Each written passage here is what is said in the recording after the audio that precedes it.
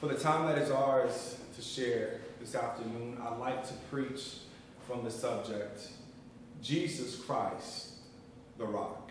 Yes. Yesterday was a good day. From getting fed mentally, spiritually, and physically, everywhere from the Carter Center to the house that Dave Thomas built at Wendy's. It was a good day. The day was full of moments of pause and praise as we were reminded of God's favor on our lives and the mission He is uniquely crafting us for.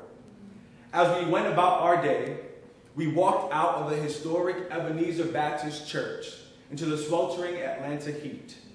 And my eye caught a capital campaign poster hung on the outside of the church.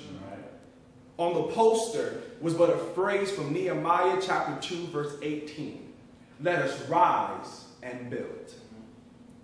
And I sat back later that night and thought about that sign. Our text began to speak to me. It says, David, everyone has the desire to build at one point in their lives. We come into this world crying tears as boys and girls who know for the rest of our lives we'll be challenged to build something out of nothing. We'll be building relationships, careers, dreams, hopes, fears, even fences around our hearts. All our lives will be building. But what complicates this desire, a hindrance to this impulse to build, is the storm. The rains descend, the floods come, the winds blow, and they beat on the house that we have built. The tempest of love that's lost its spark threatens to destroy a relationship that we worked so hard to build. The winds of change come, and new technology and new minds come and threaten a full career full of hard work. Problems come one after another, and instead of things getting better, they get worse. And so the old adage holds true: when it rains, it pours. The text continued to speak to me. It said this impulse to build is also coupled with a desire to leave a legacy. It's a desire to leave behind something as a testament to all the hard work we've put into something. But after the storm buffets us to and fro, we're not looking at our material wealth. We're not looking for the reputation that those have given us. We're looking for the fragments of our soul, trying to put the pieces together after they've been put all over. I'm reminded of being told that after Hurricane Katrina, survivors went through the rubble not looking for their wealth. They went through the debris with bloody hands, not trying to get their hands on the prestige that they have been given by others. But rather, they were looking for family heirlooms and looking for pictures. They were looking for their heritage, their identity. That's right. The text said to me, David, everyone is going to get hit by some storms. That's why you need to make sure that when you're building on the right foundation. See, Jesus, as he finishes up this homiletical gem called the Sermon on the Mount, he challenges his audience. He says that the man who listens to what I have said and follows it, actually does it. He is like a wise man who has built his house on rock. And the man who listens to what I said and does not follow it, builds his house on sand. Now, what is the rock, you may ask? The rock, as Tony Listy says, is shelter, refuge, strength, security, the foundation of an altar to God, the place of sacrifice to God, a stumbling block to the stubborn and disobedient. It's the source of living water, the source of life, existence, salvation, the divine. Yahweh himself, the rock, is Jesus Christ himself. All right. See, it's subtle, but Jesus reverses the meaning of wise and foolish in this passage. See, the decision to build on this rock will not always be popular. That's why the sand was a popular choice of foundation material and still stands today.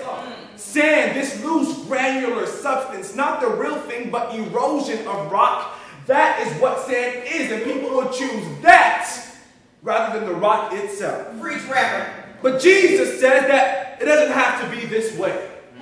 And as difficult as that choice may be, we can choose the right foundation and not the wrong ones. The foundation of wealth building will not do. The foundations of self-glorification will not do. The foundations of individualism and capitalism will not do. If we want to see preservation, we've got to choose another foundation. All right now. All right. See, what's difficult about this challenge is that at first it seems like a waste. It seems foolish to human eyes to want to spend the effort and energy building on the rock. We'd rather follow what everyone else is doing rather than build our love, our careers, our families, and sad to say our churches and ministries on the rock that is Jesus Christ. And Jesus is simply saying, if this world is going to pass away, if all these things are temporary, why build on it? Why not build on me? Why not build on the rock of ages? We need to build on the rock. The text told me that the powerful thing about this passage is who Jesus is talking to. Everyone. The text doesn't say who the man that builds his house on the rock is. It doesn't say what school he went to. It doesn't say what color he is. It doesn't say how much money his family had. It doesn't say what denomination he was brought up in. And even I would venture to say that transcending the patriarchal society in which this text was written, I would say that the gender of this man doesn't matter, but what he did. He built his house on the rock. Yeah. But that's not what shouts me, y'all. What shouts you? What shouts me is the end of verse 27. All right now. And great was the fall. My goodness. Now, I asked the text, why did Jesus say that the fall of the house built on sand was great? Why would I, if having built my house on the wrong foundation, after all the hard work, after the hours and sweat I put into building, why is it great that what I built fell down? See, I told the text that sometimes what hurts is not necessarily the fall. What hurts is sometimes you saw what you should have done, but you did the wrong thing anyway. That's what hurts. I told the text what hurts is that you saw someone building on the rock, but you thought it would be too hard, so you built on the sand anyway. I said that's what hurts.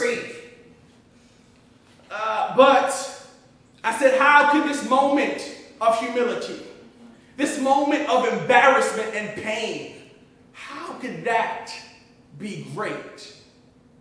And here's what the text told me. The text told me falling can be great. Because it gives us the opportunity to rebuild on the rock. All right now. You see, some of us instinctively build on the rock. But the rest of us need some of that sandy fall experiences to teach us that the rock that is Jesus Christ is the only way. So what you built the first time it didn't work out, great is your fall. You got nothing to rebuild on, great is your fall. You've got a mess that's so catastrophic, so demoralizing, that has brought you to the ground. So what? Great is your fall. You've got no other choice. You've got no one to turn to, but you can only go on the rock. Great is your fall. All right. Praise God.